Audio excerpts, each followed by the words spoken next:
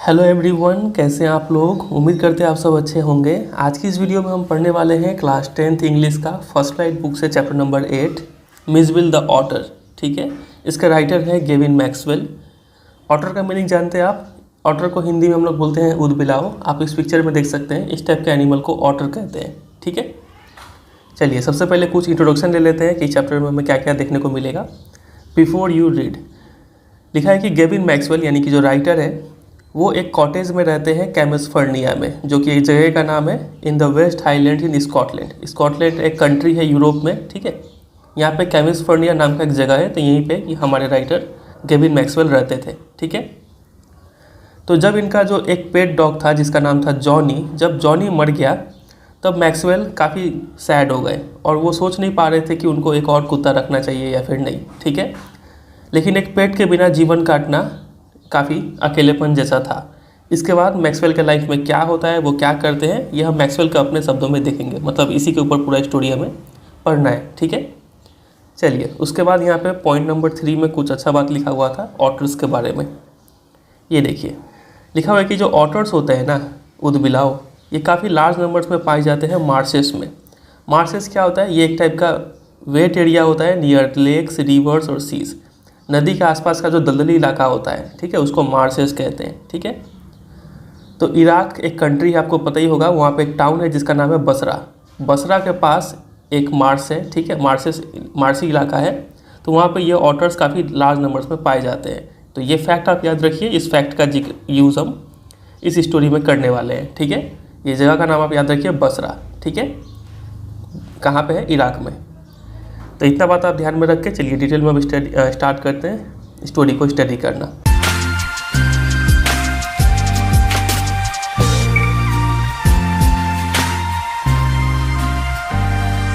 तो देखिए, सबसे पहले यहाँ पे पार्ट 1 स्टार्ट हो रहा है। इस चैप्टर में टोटल 4 पार्ट्स हैं जो हमें स्टडी करना है। सबसे पहला पार्ट स्टार्ट कर रहे हैं। लिखा हुआ है कि early in the new year of 1956 I travel to southern Iraq. I यानी जो हमारे राइटर है गेविन मैक्सवेल, वो बोलते हैं कि 1956 का शुरुआती टाइम में वो कहाँ ट्रैवल किए थे, साउदर्न इराक। समझ रहे हैं, इराक का जिक्र अभी आप थोड़ी देर पहले किए थे। इराक में कौन सा जगह है बताइए, बसरा। ठीक है, बसरा के पास क्या है, मार्शेस है, मार्शी इलाका है, जहाँ पे लार्ज नंबर्स में क्या पाए जाएंगे बताइए, ऑटर्स। चलिए, तो 1956 का शुरुआती टाइम में जो राइटर है गेविन मैक्सवेल, वो जाते हैं साउदर्न इराक में। By then it had crossed my mind that I should like to keep an otter instead of a dog, and that Campasfernia, ringed by water, a stone's throw from its door, would be an eminently suitable spot for this experiment.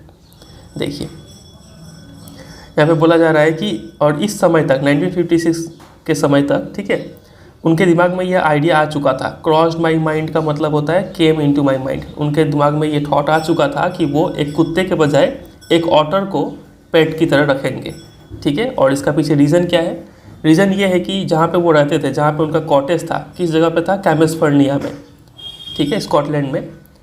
तो वो क्या था, कैम्सफर्निया जो जगह है ना, वो ringed by water है। रिंग्ड बाई वाटर मतलब सराउंडेड बाई वाटर, पानी से आसपास घिरा हुआ है। ठीक है, और स्टोन्स थ्रो का मतलब होता है वेरी शॉर्ट डिस्टेंस, काफ़ी कम दूरी पर, मतलब दरवाजे से निकलते ही आपको आसपास में पानी मिल जाएगा। कैम्सफर्निया का ये खास बात था। ठीक है, तो इसलिए वो राइटर सोचते हैं कि ये कैम्सफर्निया काफ़ी एमिनेंटली, मतलब एक्सट्रीमली सूटेबल स्पॉट होगा ये एक्सपेरिमेंट करने के लिए। एक्सपेरिमेंट क्या है, to keep an otter as a pet instead of a dog. ठीक है, डॉग के बजाय एक ऑटर को पेट रखना चाह रहे थे। क्यों, क्योंकि जहाँ पे वो रहते थे कैम्सफर्निया, वो वहाँ पे आसपास पानी काफ़ी ज़्यादा अवेलेबल था और ये ऑटर पानी में रहना पसंद करते हैं। ठीक है, तो ये सब जो हम अंडरलाइन कर रखे हैं, हाईलाइट कर रखे हैं, ये सब आप भी अंडरलाइन कर लीजिए। ये सब फैक्ट्स और फिगर्स है जो आपको याद रखने हैं। इसके ऊपर क्वेश्चंस बनता है।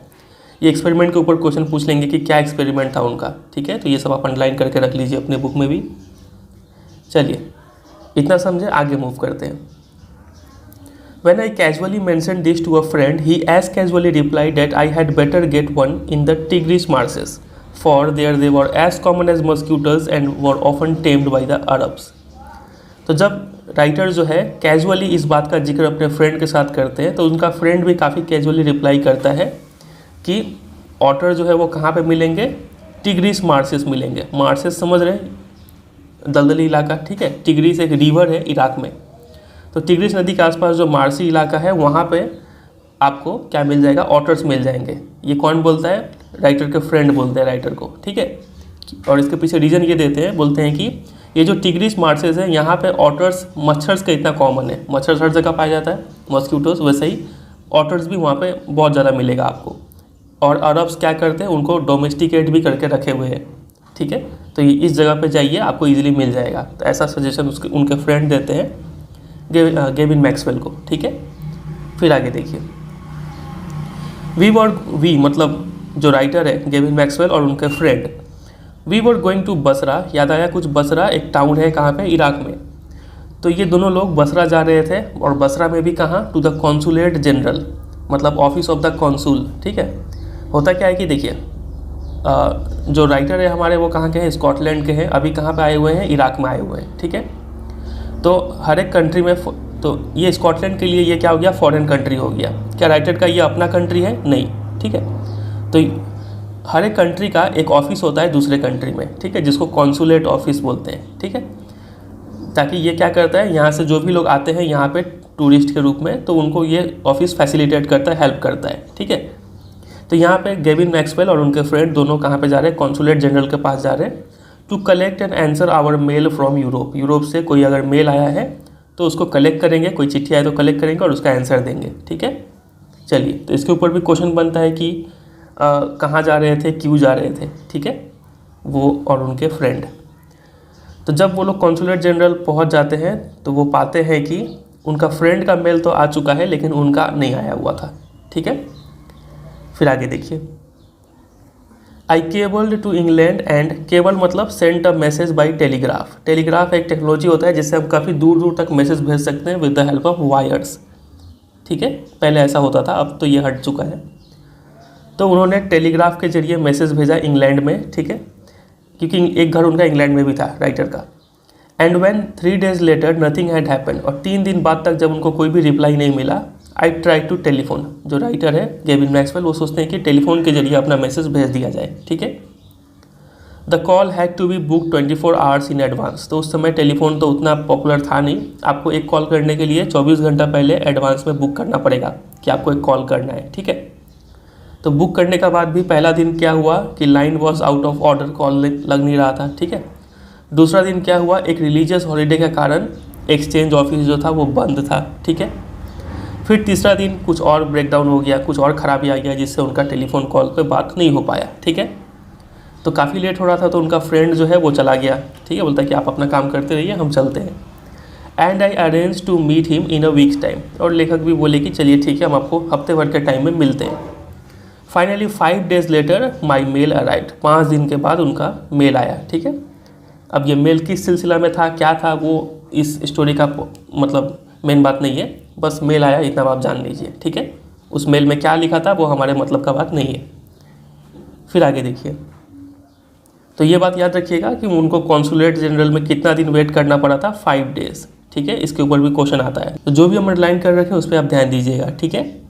चलिए आते हैं नेक्स्ट पैराग्राफ में। इसमें लिखा हुआ है कि I carried it to my bedroom to read and there squatting on the floor were 2 Arabs। आई कौन है बताइए, गेविन मैक्सवेल, हमारे राइटर, ठीक है। इनका नाम याद कर लीजिए, ऐसा नहीं हो कि चैप्टर पूरा एंड हो जाए और आपको राइटर का नाम तक याद नहीं हो। अरे भाई, भाई समझ के बोल रहा हूँ यार, बुरा लगता है भाई, आप लोग भी जानते हो यार। तो जो राइटर है गेविन मैक्सवेल वो कैरी करते हैं उसको बेडरूम तक। क्या मिला है उनको, अभी उनको मेल मिला है, चिट्ठी मिला है, तो उस लेटर को लेके जाते हैं अपने बेडरूम में पढ़ने के लिए। उनका बेडरूम कहाँ है, तो वही कॉन्सुलेट जनरल का जो ऑफिस था उसी के ऊपर उनका एक रूम था, ठीक है। तो उसी बेडरूम में लेके जाते हैं। तो वो देखते हैं कि जैसे ही वो रूम के बाहर पहुंचते हैं तो देखते हैं कि दरवाजे के सामने स्क्वाटिंग पोजीशन में बैठे हुए हैं 2 अरब्स। स्क्वाटिंग पोजीशन किसको बोलते हैं, आप इस पिक्चर में देख सकते हैं, इसको बोलते हैं स्क्वाट करके बैठना, ठीक है। तो 2 अरब्स ऐसे करके बैठे हुए थे। Beside them lay a sack that screamed from time to time, और उनके बगल में एक सैक यानी बोरा रखा हुआ था। उस बोरी का खास बात क्या था कि वो समय समय पर थोड़ा थोड़ा देर में स्क्रूम कर रहा था, मतलब हिल रहा था, ठीक है। They handed me a note from my friend, और उन्होंने मेरे हाथ में क्या दिया, एक नोट दिया। उस नोट में लिखा हुआ था हेयर इज़ योर ऑटर, मतलब उस सैक में क्या था, एक ऑटर था जो कि राइटर के फ्रेंड ने उनको दिया था, ठीक है। और ये 2 अरब्स उसको लेके आए हुए थे। समझे? चलिए, तो इसी के साथ पहला पार्ट एंड हो गया। अब स्टार्ट करते हैं दूसरा पार्ट।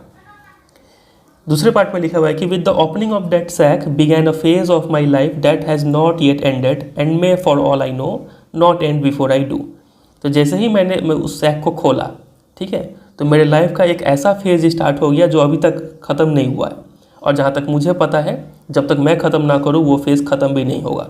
अभी कौन सा फेज स्टार्ट हो गया, चलिए उसके बारे में पढ़ते हैं। लिखा है कि it is in effect a thraldom to otters and otter fixation. होता है कि वो फेज़ है थैलरम का, मतलब थैलरम का मीनिंग यहाँ पे लिखा है, ओल्ड फैशन वर्ड है ये, अभी उतना यूज़ नहीं करते हम लोग। Being under the control of, ठीक है, किसी के कंट्रोल में आना।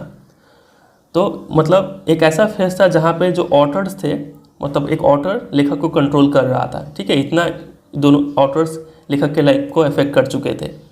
एंड ऑटर फिक्सेशन, ये फ्रेज़ है जिससे हमें पता चल रहा है कि जो राइटर है वो ऑटर से काफ़ी ज़्यादा अटैच्ड है, काफ़ी अट्रैक्ट हो गए हैं उससे, ठीक है।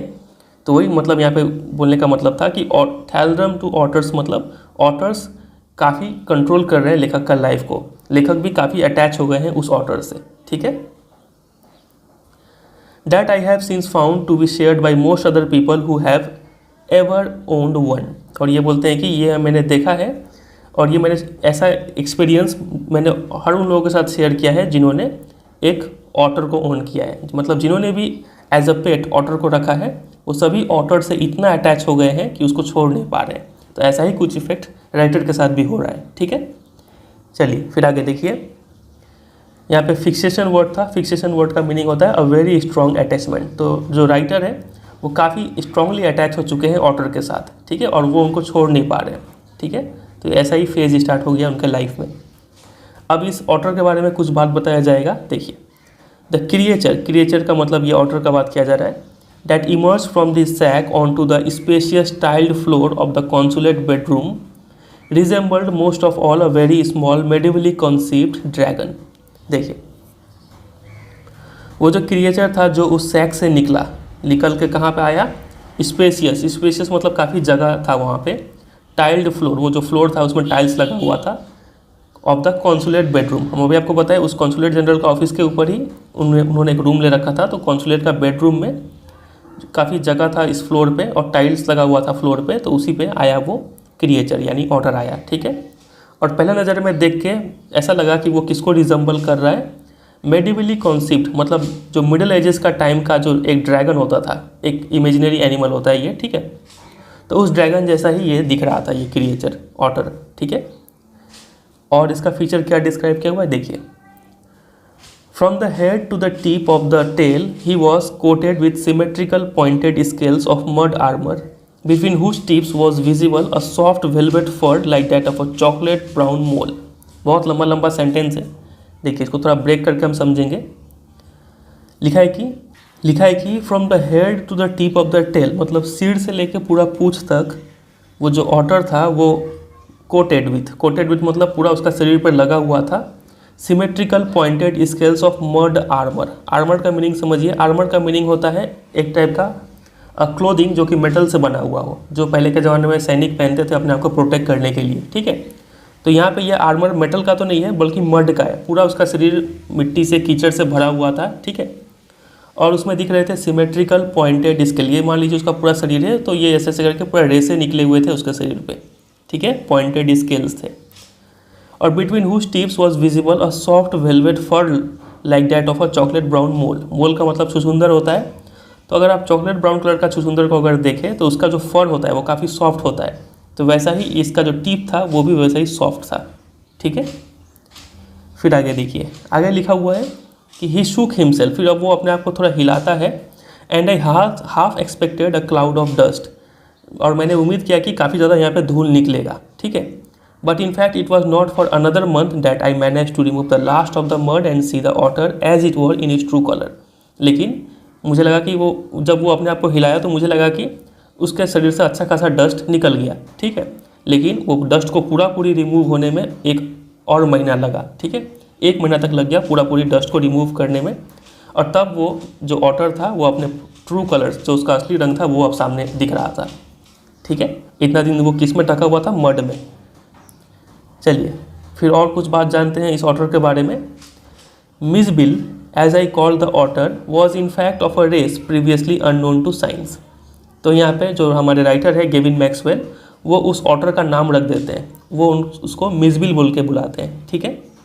तो मिस बिल के बारे में बोल रहे हैं वो कि ये एक ऐसे रेस से बिलोंग करता है, ऐसा प्रजाति है जो साइंस मतलब जो जूलॉजिस्ट थे उनको पहले मालूम नहीं था, ठीक है।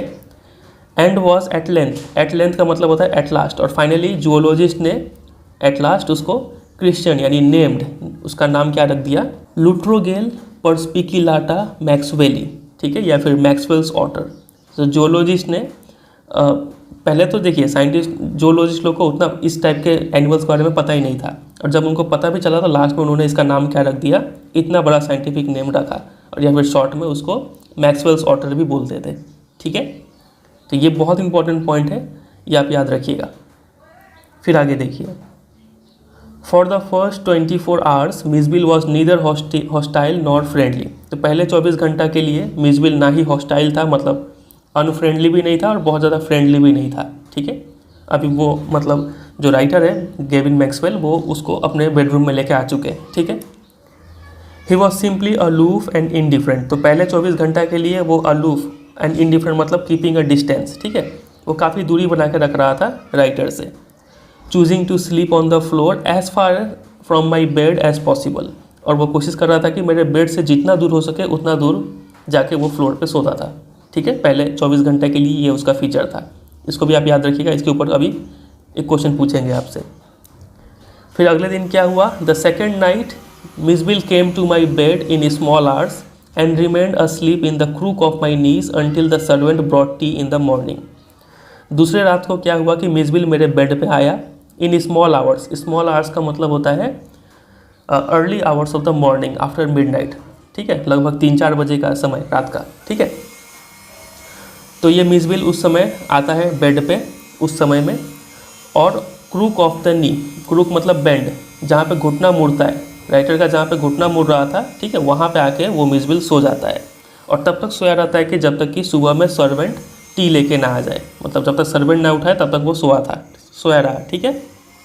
And during the day he began to lose his apathy and take a much too keen interest in his surrounding. और जैसे जैसे दिन आया वैसे वैसे वो अपना एपैथी मतलब एब्सेंस ऑफ इंटरेस्ट, पहले जो उसका इंटरेस्ट नहीं था अब वो उसको लूज़ करना स्टार्ट कर दिया, मतलब अब उसको इंटरेस्ट आने लगा, और काफ़ी ज़्यादा ही इंटरेस्ट आने लगा अपने सराउंडिंग्स में, ठीक है। फिर आगे देखिए, फिर आगे लिखा है कि I made a body belt for him. जो राइटर है गेविन मैक्सवेल, वो मिस बिल के लिए एक बॉडी बेल्ट बना देते हैं, ठीक है, जिससे कि वो उनको मतलब पकड़ के रख पाए। And took him on a lead to the bathroom. और ऑन अ लीड का मतलब होता है कि लेखक जो है वो आगे आगे चल रहे थे और ये मिस बिल पीछे पीछे चल रहा था, और ऐसे उस बॉडी बेल्ट के जरिए वो उन्हें पकड़ के कहाँ पे लाए, बाथरूम में लाए, ठीक है। जहाँ पे आधे घंटे के लिए वो मिस बिल जो था मानो वाइल्ड हो गया, खुशी के मारे पागल हो गया, ठीक है, पानी में प्लंगिंग एंड रोलिंग इन इट, उसमें डायरेक्ट छलांग लगा दिया और उसमें रोल करने लग गया, ठीक है। Shooting up and down the length of the bath tub under water. ये मान लीजिए बाथ टब है तो इसमें पूरा अप एंड डाउन करने लगा, यहाँ से यहाँ जाता था, फिर यहाँ से यहाँ जाता था पानी के अंदर, ठीक है। And making enough slosh and splash for a hippo. और पूरा उसमें छलांग लगा रहा था, पानी इधर उधर बिखेर रहा था, जस्ट लाइक अ हिप्पोपोटामस की तरह, ठीक है। तो जितना पानी हिप्पो को पसंद होता है उतना ही पानी इस ऑटर्स को भी काफ़ी पसंद होता है, ठीक है। तो यहाँ पे लेखक को काफ़ी एक चीज़ पता चलता है, क्या क्या देखिए, this I was to learn is a characteristic of otters. तो ये ऑटर्स का कैरेक्टरिस्टिक होता है क्या, कि every drop of water must be extended and spread about the place. पानी का हर एक बूंद अगर किसी भी प्लेस में है तो उस पानी को फैला दो और आसपास काफ़ी बिखेर दो, ठीक है। अगर किसी बॉल में पानी रखा हुआ है तो सीधा उस बॉल को ओवरटर्न यानी उल्टा कर दो, पलट दो। और अगर आप इस बॉल को ओवरटर्न नहीं कर सकते, पलट नहीं सकते, तो क्या करो, आप उस बॉल में जाकर बैठ जाओ और पानी को स्प्लॉश करो, ठीक है, उधर उधर बिखेरो, तब तक बिखरो जब तक कि पानी ओवरफ्लो ना करे। मतलब ये अगर बॉल है, ठीक है, तो इसमें जाके बैठ जाओ और पानी को पूरा नीचे नीचे तक गिरा दो, ठीक है, ओवरफ्लो करवा दो। Water must be kept on the move. पानी अगर कहीं पे है तो वो उसको हिलाते रहना चाहिए और उससे कुछ कुछ काम करवाते रहना चाहिए। व्हेन स्टैटिक, अगर पानी रुक गया तो वो पानी बर्बाद हो चुका है मान लो, और प्रोवोकिंग, काफ़ी गुस्सा दिलाने वाला चीज़ हो गया वो ऑटर्स को, ठीक है। तो तो ये सब कुछ बात और राइटर को पता चला ऑटर्स के बारे में, समझे। चलिए फिर आगे देखते हैं। 2 days later मिसविल escaped from my bedroom as I entered it। 2 दिन बाद क्या हुआ कि जैसे ही लेखक अपने रूम में एंटर करते हैं, मिसविल वैसे ही बेडरूम से भाग जाता है।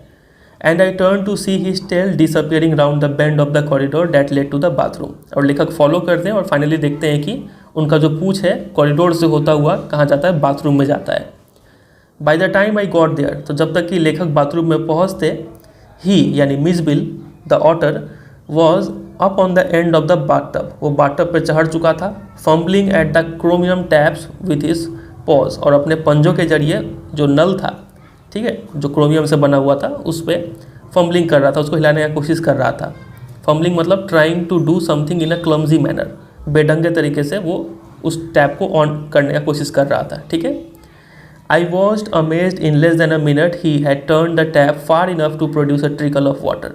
तो मैं देखा और देखते देखते काफ़ी चौंक गया मैं कि आधे मिनट से भी कम टाइम में, 1 मिनट से भी कम टाइम में उसने टैप को रोटेट कर दिया और हल्का हल्का पानी गिरने लगा था उस नल से, ठीक है। And after a moment or two achieve the full flow, और कुछ ही क्षणों बाद वो टैप से फुल पानी गिरने लगा, ठीक है। फिर आगे यहाँ पे कुछ ब्रैकेट में लिखा हुआ है, ये इसमें बताया गया है कि he had been lucky to turn the tap the right way. उस दिन वो लकी था कि उसने टैप को सही दिशा में घुमाया। बात के ओकेजन्स में क्या हुआ था कि he would sometimes screw it up still tighter, कभी कभी वो उल्टा दिशा में टैप को घुमा देता था, ठीक है, जिससे कि वो टैप बहुत ज़्यादा टाइट हो जाता था। चिटरिंग विद इरिटेशन, और इससे वो मिसविल द ऑटर भी काफ़ी इरिटेशन के कारण चीटर करने लगता था, ठीक है। And disappointed at the tap's failure to cooperate, और काफ़ी उदास हो जाता था कि ये टैप मतलब कोऑपरेट नहीं कर पाया, टैप फेल हो गया उसके उम्मीदों पे खड़ा उतरने पे। इस पे वो जो ऑटर था वो काफ़ी उदास हो जाता था, ठीक है। गलती तो उसका ही है क्योंकि उसने टैप को गलत दिशा में घुमा दिया, लेकिन वो सोचता था कि ये टैप फेल हो गया पानी देने में आज, ठीक है। चलिए, वेरी सून मिज, ये मिजविल का शॉर्ट फॉर्म है मिज, ठीक है।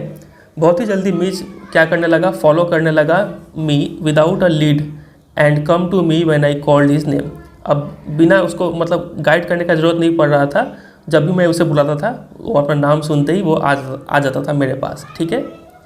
He spend most of his time in play, ज़्यादातर समय तो वो खेलने में ही बिताता था। He spend hours shuffling a rubber ball round the room like a 4-footed soccer player using all 4 feet to dribble the ball. वो कई घंटों तक रबर बॉल को शफल करते रहता था, ठीक है, पूरे रूम में, लाइक अ 4-footed सॉकर यानी फुटबॉल, ठीक है। मानो 4 पैरों वाला कोई फुटबॉल का खिलाड़ी हो, वो उस 4 पैरों से, ठीक है, क्या करता रहता था, बॉल को मारता रहता था पूरे रूम में, ठीक है। And he could also throw it with a powerful flick of the neck to a surprising height and distance. और उसमें एक ये भी गुण था कि वो अपने गले से, ठीक है, इतना ज़ोर से उस बॉल को मारता था कि बॉल को काफ़ी हाइट और डिस्टेंस तक पहुंचा देता था, समझे। But the real play of an otter is when he lies on his back and juggles with small object between his paws. लेकिन असली खेल ऑटर का ये होता है कि जब वो अपने बैक पे लेट जाए, पीठ के बल लेट जाए और अपने पॉज से क्या करे, जगल करे। जगल आप इस पिक्चर में देख सकते हैं, ऐसे उछालना कई सारे बॉल्स को या फिर बॉटल्स को, और किसी को भी गिरने नहीं देना, इसको जगलिंग बोलते हैं, ठीक है। तो ऑटर भी ऐसा कर सकते थे। ऑटर क्या करते थे, देखिए, marbles were Mij's favourite toys for this pastime, ठीक है। इस समय में मिजविल जो था वो मार्बल से खेलता था। He would lie on his back rolling 2 or more of them up and down his white flat belly without ever dropping on to the floor. वो क्या करता था कि वो अपने पीठ के बल लेट जाता था और 1 या फिर 2 मार्बल्स अपने फ्लैट बेली, पेट पर रख लेता था, और बिना किसी को फ्लोर पे गिराए वो उनको अपने पेट पर ही रोटेट करता रहता था, ठीक है। तो ऐसा कुछ उसका गेम था। चलिए, तो इतना चीज़ हमने जाना पार्ट 2 में। अब यहाँ से पार्ट 3 स्टार्ट होगा। उससे पहले ये क्वेश्चन देख लीजिए आप, इस क्वेश्चन का आंसर देने की कोशिश कीजिए आप। लिखा है कि in the beginning the otter was, beginning में ऑटर कैसा था, हॉस्टाइल था, अनफ्रेंडली था क्या, नहीं, फ्रेंडली था क्या, नहीं। पहला 24 आवर्स में वो अलूफ और इनडिफरेंट था, ठीक है, ज़्यादा मतलब नहीं रख रहा था किसी चीज़ से। तो ये हो जाएगा यहाँ पर राइट आंसर। और बाकी ये सब जो क्वेश्चन है, ये सब हम जो अंडरलाइन किए हैं उसी में आपको इसका आंसर मिल जाएगा, ठीक है। चलिए।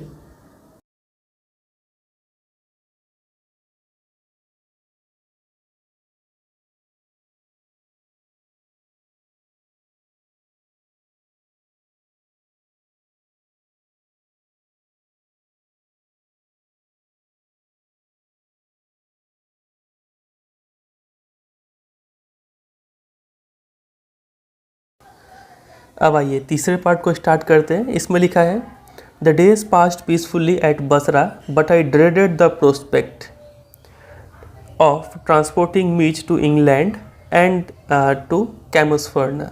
देखिए बसरा में तो दिन काफ़ी अच्छे से गुजर रहा था। जो हमारे राइटर है गेविन मैक्सवेल और उनके जो पेट है ऑटर, ठीक है, मिसबिल, वो दोनों काफ़ी अच्छे से बसरा में टाइम गुजार रहे थे। लेकिन जो हमारे राइटर है उनको कहीं ना कहीं एक डर था। ड्रेडेड द प्रोस्पेक्ट मतलब एक चीज़ को लेकर डर जो कि फ्यूचर में होने वाला है, ठीक है। उनको एक चीज़ का डर था। वो डर ये था कि वो कैसे मिसबिल को इंग्लैंड पहले लेके जाएंगे और उसके बाद इंग्लैंड से फाइनली अपना घर कैमसफर्ना वहाँ तक कैसे लेके जाएंगे, उसी चीज़ का उनको डर था, ठीक है। The British airline to London would not fly animals. British airline ने साफ साफ मना कर दिया कि हम एनिमल्स को फ़्लाइट में अलाउ नहीं करते हैं, ठीक है। इसलिए राइटर क्या करते हैं, वो एक फ़्लाइट बुक करते हैं पेरिस तक के लिए एक दूसरे एयरलाइन में, ठीक है। और फिर वहाँ एक बार पेरिस पहुँच जाएंगे। पहले बसरा से कहाँ आएंगे, पेरिस, फिर पेरिस से वो कहाँ जाएंगे, फाइनली लंदन जाएंगे, ठीक है। लंदन में भी उनका एक घर है। The airline insisted that Mij should be packed into a box not more than 18 inches square to be carried on the floor at my feet. तो वो जो एयरलाइन है, ठीक है, जो एग्री कर गया कि वो एनिमल्स को भी अलाउ करेंगे फ़्लाइट में, वो एयरलाइन ने कुछ इंस्ट्रक्शन दिया राइटर को। उन्होंने बोला कि आपको इस मिसबिल को यानी ऑटर को एक बॉक्स में पैक करना पड़ेगा और उस बॉक्स का साइज़ स्क्वायर शेप होना चाहिए और 18 इंचेस से बड़ा नहीं होना चाहिए, ठीक है। और साथ ही साथ आप उस बॉक्स को कहाँ पे रखेंगे, फ्लोर पे रखेंगे, ठीक है। एरोप्लेन का फ्लोर पे रखेंगे अपने पैरों के बगल में। समझे कि नहीं, ये इंस्ट्रक्शन था। तो ये भी आप अंडरलाइन कर लीजिए, इसको आप याद कर लीजिए, ठीक है, कि दूसरे एयरलाइन ने क्या क्या इंस्ट्रक्शंस दिया था राइटर को मिसबिल को कैरी करने के लिए, ठीक है। चलिए, I had a box made. तो राइटर गेविन मैक्सवेल वो एक बॉक्स बनवा लेते हैं और an hour before we started, ठीक है। और 1 घंटा पहले वो सारा काम स्टार्ट करते हैं बॉक्स बनाने का, ठीक है। और बॉक्स बन भी जाता है। I put Mij into the box so that he would become accustomed to it. फिर वो क्या करते हैं राइटर, मिसबिल को उस बॉक्स में रख देते हैं। बॉक्स का साइज़ क्या है, 18 इंचेस स्क्वायर, ठीक है, इससे कम होना चाहिए था। तो राइटर क्या करते हैं, अपने पेट यानी ऑटर यानी मिसबिल को उस बॉक्स में रख देते हैं so that he would become accustomed to it and left for a hurried meal. और ऑब्जेक्टिव क्या है राइटर का, मिसबिल को उस बॉक्स में रखने का, ताकि मिसबिल को आदत पड़ जाए उस बॉक्स में रहने का, ठीक है। अभी तक तो मिसबिल खुला में रह रहा था, लेकिन अब एक बॉक्स में रहने की आदत पड़ जाए, इसलिए 1 घंटे पहले ही जो हमारे राइटर है वो मिसबिल को उस बॉक्स में रख देते हैं, ठीक है। रखने के बाद वो जाते हैं एक हरीड मील, जल्दी से खाना खाने के लिए, ठीक है। फिर आगे देखिए, व्हेन आई रिटर्न, जब राइटर खाना खा के वापस आते हैं, there was an appalling spectacle. Appalling spectacle का मतलब होता है शॉकिंग सीन। काफ़ी एक शॉकिंग सीन उन्हें देखने को मिलता है। वो सीन क्या था देखिए, there was complete silence from the box. Box एकदम ही साइलेंट था, जो कि अनएक्सपेक्टेड था, क्योंकि बॉक्स के अंदर क्या है, मिसबिल है, तो साइलेंस कैसे हो सकता है।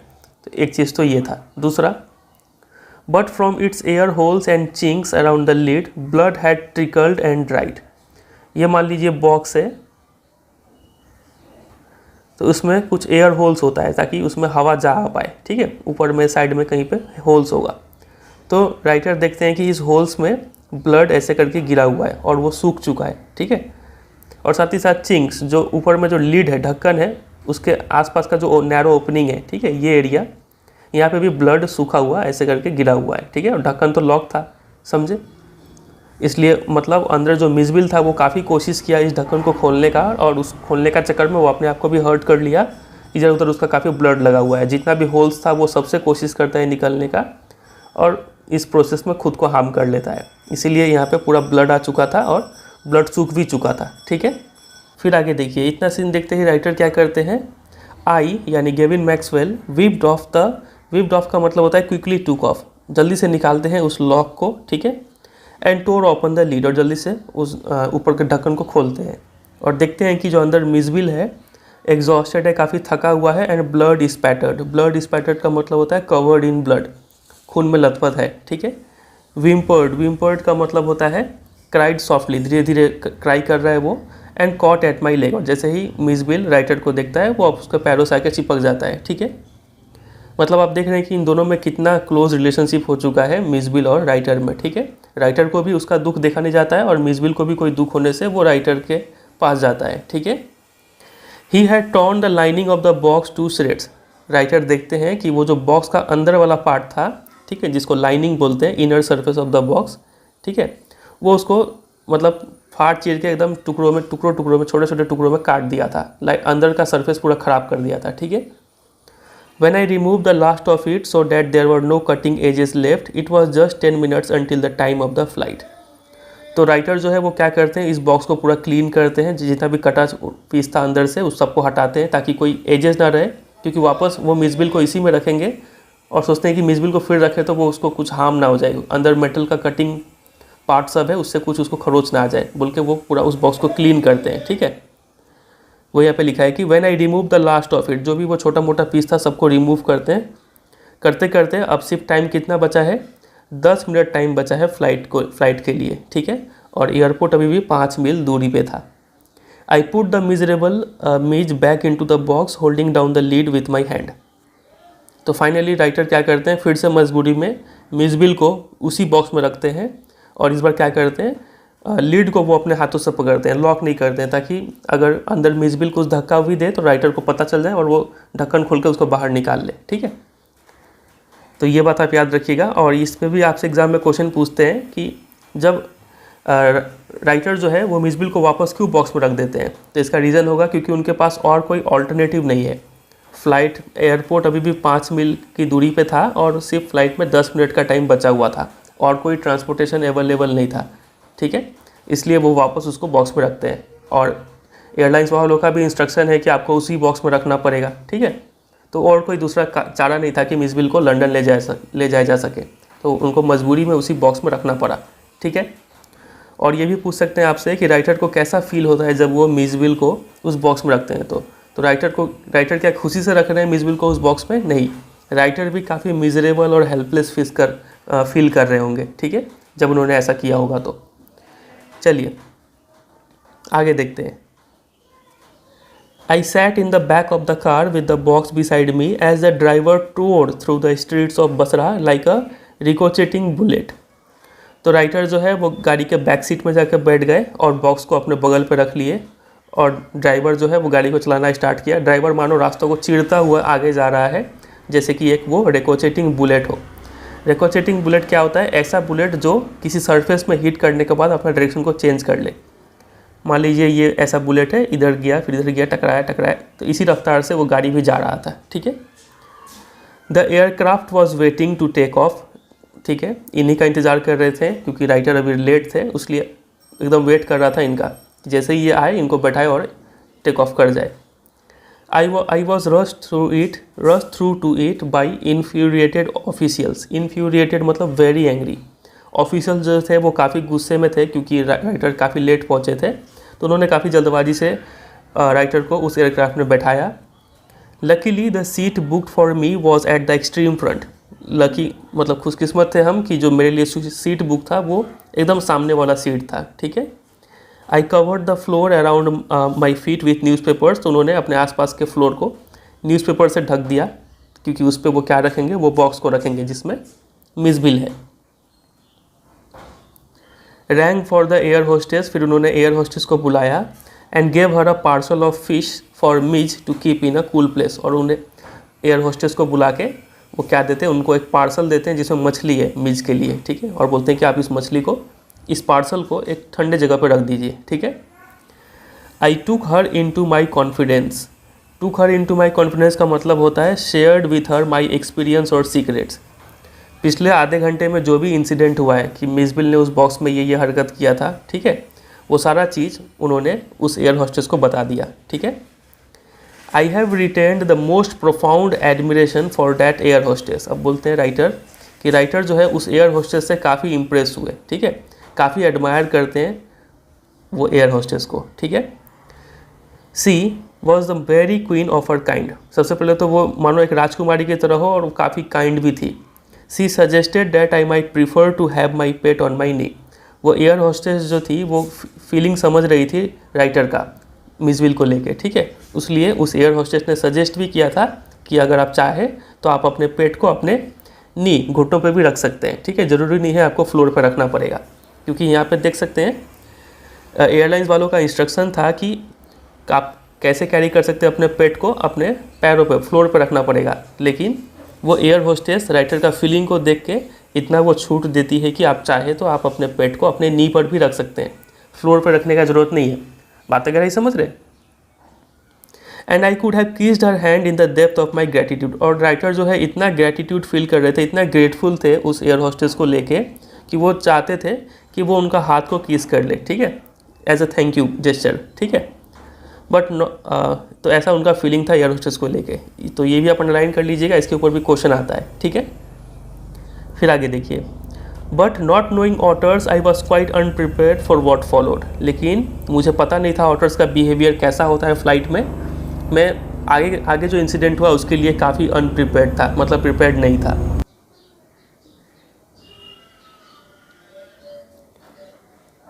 मीज was out of the box in a flash. तो जैसे ही राइटर जो है उस बॉक्स को नीचे रखते हैं, वैसे ही मीज जो है उस बॉक्स के बाहर निकल जाता है, क्योंकि उन्होंने बॉक्स को लॉक तो नहीं किया था, ठीक है, वो अपने हाथ से पकड़े हुए थे अब तक।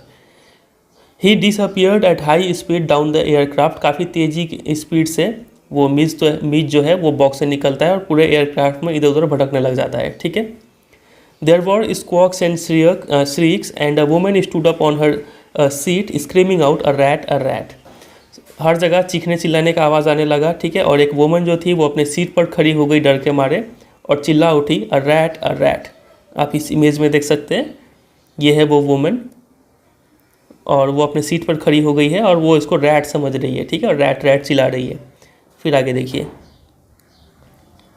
आई caught sight of Mij's tail disappearing beneath the legs of a portly white turbaned Indian. तो राइटर जो है वो नोटिस करते हैं कि जो मीज का जो पूँछ है वो किधर जा रहा है। एक पोर्टली का मतलब स्टाउट, एक मोटे से जिसने वाइट पगड़ी पहना हुआ था, एक इंडियन थे, उनके पैरों के नीचे उनका मीज का पूँछ दिखता है उन्हें। आप इस इमेज में देख सकते हैं, ये है पोर्टली वाइट टर्बन्ड इंडियन, ठीक है, और इनके पैरों के यहाँ पे ये रहा मीज। तो राइटर ने भी इसको यहीं पे नोटिस किया। फिर आगे देखिए, diving for it I missed but found my face covered in करी। तो राइटर जो है, अब यहाँ पे थोड़ा फनी इंसिडेंट हो रहा है। राइटर जो है वो छलांग लगाते हैं, डाइव मारते हैं उस पर पकड़ने के लिए, लेकिन वो मिस हो जाता है, ठीक है, मिस बिल आगे चला जाता है और जो राइटर है वो कहाँ पे जाके गिरते हैं, सीधे कड़ी में जाके गिरते हैं, उनका फेस में पूरा कड़ी लग जाता है, ठीक है। Perhaps, said the air hostess with the most charming smile, it would be better if you resumed your seat and I will find the animal and bring it to you. अब एक और खासियत देखिए उस एयर होस्टेस का। Air hostess writer को बोलती है कि आप अच्छा होगा कि आप अपने सीट पे जाके बैठिए, मैं उस एनिमल को ढूंढ के लाती हूँ और आपके पास लेके आती हूँ, ठीक है। इतना वो एयर होस्टेस काम थी और इतना अच्छे से वो राइटर का हेल्प कर रही थी, ठीक है। देखिए वहाँ पे उन्होंने स्माइल के साथ ऐसा बोला। ऐसा सिचुएशन में कोई भी पैनिक कर जाएगा, गुस्सा हो जाएगा, लेकिन वो एयर होस्टेस काफ़ी शांत थी, काफ़ी अच्छे से हेल्प कर रही थी, ठीक है। इसलिए जो हमारे राइटर है वो काफ़ी इनके ऊपर मतलब ग्रेटफुल थे, ठीक है। I return to my seat. Writer आके वापस अपने सीट पे बैठते हैं। आई वॉज क्रेनिंग माई नेक। क्रेनिंग मतलब स्ट्रेचिंग, वो अपने गर्दन उठा के देख रहे थे। Trying to follow the hunt when suddenly I heard from my feet a distress chitter of recognition and welcome. वो गले अपने गर्दन को उठा के देख रहे थे कि कैसे हंट किया जा रहा है, मतलब कैसे पकड़ा जा रहा है मीज़बिल को, ठीक है। फिर अचानक से वो सडनली क्या करते हैं, एक आवाज़ सुनते हैं, डिस्ट्रेस चीटर, ठीक है, मतलब काफ़ी टेंशन में दुख का एक आवाज़ सुनते हैं। वो आवाज़ किसका था, मीज़बिल का था। मतलब मीज़बिल वापस राइटर के पैरों के सामने आ चुका है। Bounded on to my knee, वो अपने फिर वो मीज़बिल जो है वो घुटनों से होते हुए कहाँ पर चढ़ जाता है, उनके पूरे फेस और नेक के करीब आ जाता है और वहाँ पे आके उनको नज़ल करता है। नज़ल यानी to dab gently with the nose, वो अपने नाक से राइटर के फेस को टच करता है, ठीक है। तो फाइनली मीज़बिल जो है वो राइटर के पास आ जाता है। तो ये हो गया तीसरा पार्ट। अब आ जाते हैं चौथे पार्ट में, आखिरी पार्ट है ये। इसमें लिखा हुआ कि after an eventful journey, finally वो लोग लंदन पहुँच जाते हैं। Maxwell and his otter reach London, ठीक है, where he has a flat. London में भी राइटर का एक फ्लैट है, ठीक है। चलिए, इसमें लिखा है कि मीज and I remained in London for nearly a month. वो लोग लंदन में 1 महीने के लिए रहते हैं। He could play for hours with the selection of toys, ping pong balls, marbles, rubber fruit and a terrapin shell that I had brought back from his native marches.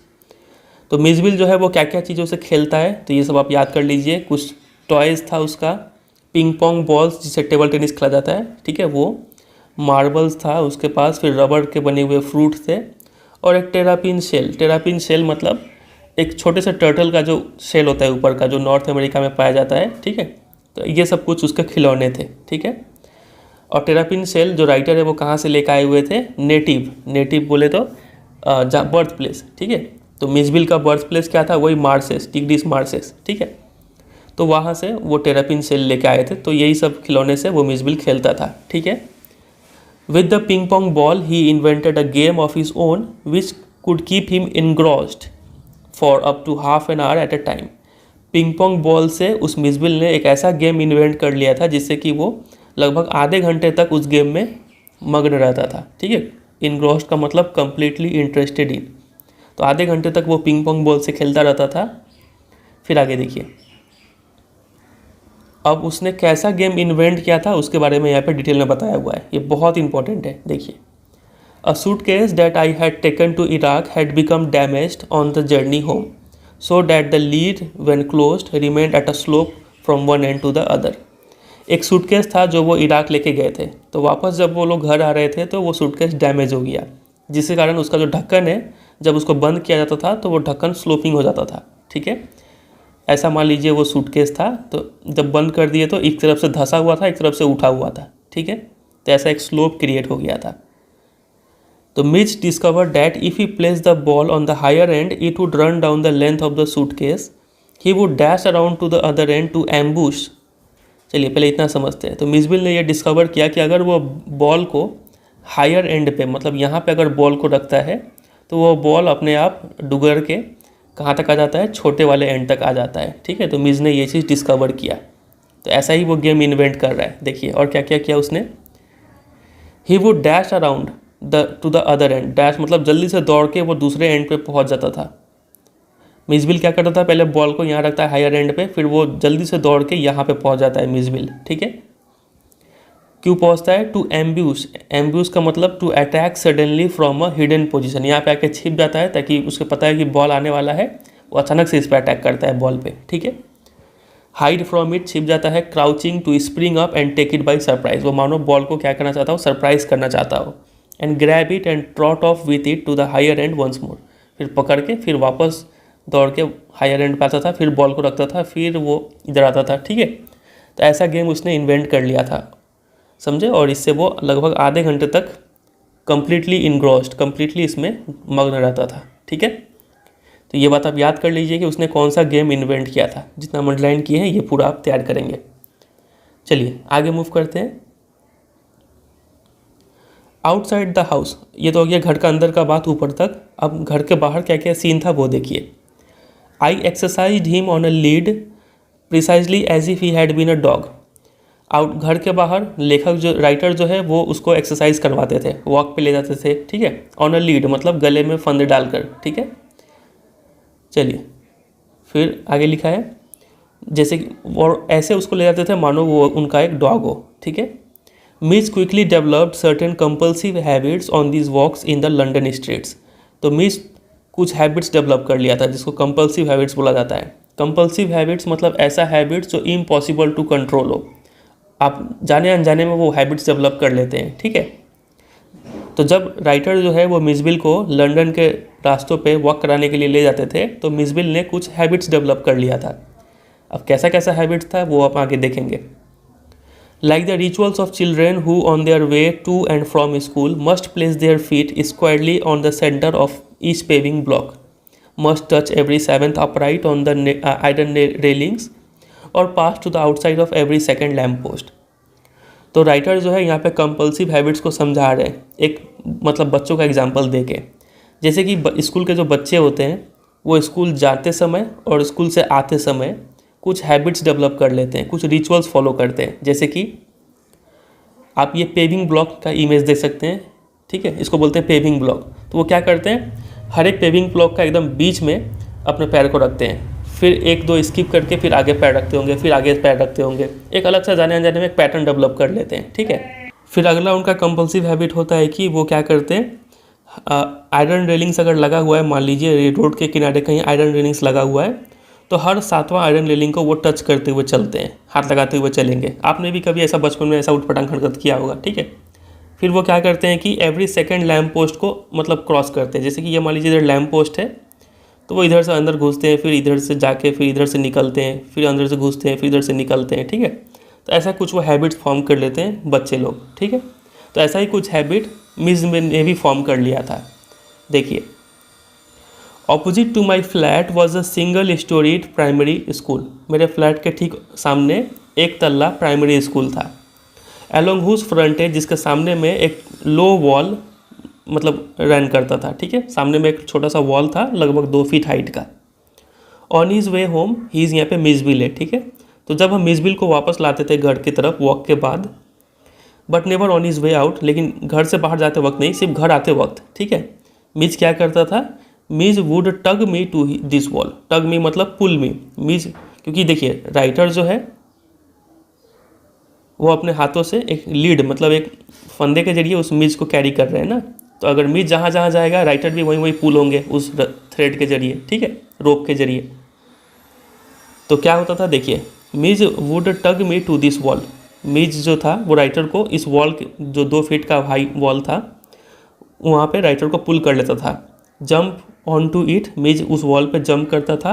Gallup मतलब काफ़ी तेज़ी से दौड़ना, ठीक है। The full length of its 30 yards, उस wall के पूरे लेंथ तक वो दौड़ता था। To the hopeless distraction of both of pupils and of staff within इन। और स्कूल में जो भी बच्चे स्टूडेंट थे और जो स्टाफ थे वो लोग काफ़ी डिस्ट्रैक्ट हो जाते थे ये हरकत देख के मिज का, ठीक है। तो ऐसा कुछ वो हैबिट फॉर्म कर लिया था मिसबिल ने।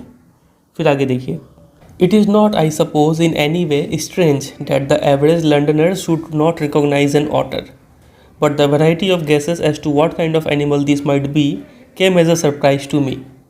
लिखा है कि इट इज़ नॉट स्ट्रेंज, ये स्ट्रेंज नहीं है, मतलब क्या है, ये कॉमन बात है कि कोई एक आम लंडनर से अगर आप पूछे कि वो ऑटर को पहचानता है कि नहीं, रिकॉग्नाइज कर पा रहा है कि नहीं कि किस टाइप का एनिमल है, तो वो नहीं कर पाएगा, ठीक है। तो ये आम बात है कि एक लंडनर ऑटर को नहीं पहचान पाएगा, ठीक है। लेकिन वो जिस टाइप से गेस करते हैं कि ये किस टाइप का एनिमल हो सकता है, ये काफ़ी सरप्राइजिंग था राइटर के लिए, ठीक है। देखिए, ऑटर्स के बारे में वो चीज़ बताते हैं, बोलते हैं कि ऑटर्स जो है वो बिलोंग करते हैं काफ़ी स्मॉल ग्रुप ऑफ एनिमल्स को, जिसको क्या कहा जाता है, मस्टेलाइन कहा जाता है। वेरी इंपॉर्टेंट टर्म, इसको आप याद कर लीजिए, ठीक है। ऑटर्स किस ग्रुप ऑफ एनिमल्स को बिलोंग करते हैं, मस्टेलाइन, ठीक है। इस ग्रुप में और भी कौन से एनिमल है, तो ये देखिए, बैजर, मोंगूज, आप इस पिक्चर में देखते जाइए, ये है बैजर का इमेज, ये है मोंगूज का इमेज, फिर है वीजल, स्टोट, मिंक, ठीक है। तो ये सब एनिमल्स इस ग्रुप में बिलोंग करते हैं, सब लगभग एक जैसे दिखते हैं, तो इसी ग्रुप में ऑटर भी फॉल करते हैं, ठीक है। I faced a continuous barrage of conjectural questions that spread all over mustelines but the otter. बोला जा रहा है, राइटर बोल रहे हैं,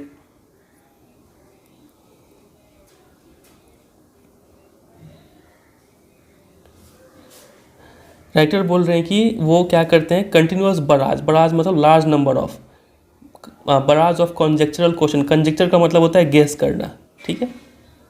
बराज मतलब लार्ज नंबर ऑफ, तो बहुत सारे लोग गेस करते हुए क्वेश्चन पूछते हैं कि क्या ये है, क्या ये है, ठीक है, ऐसे करके क्वेश्चन पूछते हैं। तो बहुत सारे क्वेश्चन पूछते हैं और मस्टलाइन के इस ग्रुप में जितने भी एनिमल है वो सब गेस कर लेते हैं, लेकिन ऑटर गेस नहीं कर पाते हैं, ठीक है। More random guesses hit a baby seal and a squirrel, is that a walrus mister, reduce me to giggles, ठीक है। तो लोग कैसा कैसा गेस करते हैं, वो पूछते हैं कि क्या ये बेबी सील है, क्या ये स्क्विरल है क्या, या फिर ये वॉलरस है क्या। तो ये सब गेस सुन के राइटर जो है वो काफ़ी हंसने लगते थे, ठीक है। And outside a dog show I heard a hippo, और एक बार तो हद ही हो गया, एक डॉग शो के बाहर एक इंसान ने गेस किया कि ये क्या है, एक हिप्पो है, ठीक है। अ beaver, a bear cub, a leopard, one apparently that changed its spots and a brontosaurus, Mij was anything but an otter, ठीक है। मतलब लोग क्या क्या नहीं गेस कर लिए इस ऑटर को लेके, वो इसको बीवर गेस किए थे, अब बियर कब गेस किए थे, या फिर एक लेपर्ड तक गेस कर लिए थे, ऐसा लेपर्ड जिसने अपना स्पॉट्स रिमूव कर लिया हो, ठीक है। ये तक गेस कर लिए थे, ब्रोंटोसोर तक गेस कर लिए थे उसको, ठीक है। मतलब मिजविल जो था वो हर एक चीज़ था, लेकिन सिर्फ एक ऑटर ही नहीं था, ठीक है।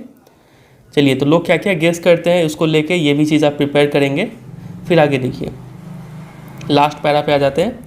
But the question for which I awarded the highest score came from a labourer digging a hole in the street. लेकिन एक क्वेश्चन था जिसको राइटर जो है हाईएस्ट मार्क्स देते हैं, वो क्वेश्चन था एक लेबरर की तरफ से, वो लेबरर जो स्ट्रीट में एक गड्ढा खोद रहा था। I was still far from him when he let down his tool and put his hand on his hips and began to stare. मैं उससे काफ़ी दूर था, तभी उसने नोटिस कर लिया मुझे और मिसबिल को, ठीक है।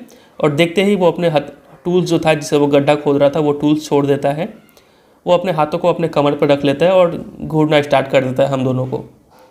एज आई ड्रू नियरर, जैसे जैसे लेखक पास आते जाते हैं मिसबिल के साथ, I saw his expression of surprise and affront as though he would have me know that he was not one upon whom to play jokes. तो जैसे जैसे लेखक पास आते हैं मिसबिल को लेके, देखते हैं कि उस लेबरर का एक्सप्रेशन कैसा होता है, सरप्राइज होता है। अफ्रॉन्ट का मतलब होता है यहाँ पे इन एन ऑफेंसिव मैनर, ठीक है। मानो वो काफ़ी गुस्सा हो रहा है, ठीक है, और मानो वो ये बता रहा है कि वो कोई ऐसा इंसान नहीं है जिससे आप कोई मजाक कर सकते हैं, ठीक है। आई केम अब्रिस्ट का मतलब होता है बाई साइड, तो लेखक जो है वो उसके साइड में आके खड़े होंगे। ही स्पैट, तो वो क्या करता है लेबरर, वो एक ज़मीन पे थूकता है, ग्लेयर्ड देखता है, ठीक है। एंड देन ग्राउल्ड आउट का मतलब होता है टू स्पीक एंग्रीली, काफ़ी गुस्से से बोलता है। Here mister what is that suppose to be, बोलते हैं कि अरे मिस्टर ये क्या चीज़ है, ठीक है। तो इस क्वेश्चन को जो राइटर है वो सबसे हाईएस्ट स्कोर देते हैं, ठीक है। वो तो इसको पहचानने से भी मना कर देता है कि ये क्या चीज़ है, ठीक है। चलिए, तो इसी के साथ ये पूरा जो स्टोरी था वो हमारा एंड हो गया। बाकी ये सब जो भी ओरल कॉम्प्रीहेंशन से क्वेश्चन है ये सब आपको प्रिपेयर करना है, ठीक है। जो भी हम अंडरलाइन किए हैं वो सब इसी के आंसर्स के रूप में हम अंडरलाइन किए थे वहाँ पे, ठीक है। इतना प्रिपेयर कर लेंगे और तो कुछ बचेगा नेक्स्ट चैप्टर में। चलिए, इतना इसको प्रिपेयर कर लीजिए। उम्मीद करते हैं आपको पसंद आया होगा ये वीडियो अच्छा लगा तो जरूर एक लाइक कर दीजिएगा। कोई डाउट अगर रह गया हो, मन में कन्फ्यूजन हो तो कमेंट करके ज़रूर पूछिए, और अपने फ्रेंड के साथ शेयर कर दीजिए वीडियो को। और अगर आप चैनल पर नए हैं तो उसको ज़रूर सब्सक्राइब भी कर लीजिए, ठीक है। चलिए, मिलते हैं बहुत जल्द किसी और वीडियो में, तब तक के लिए bye bye and take care.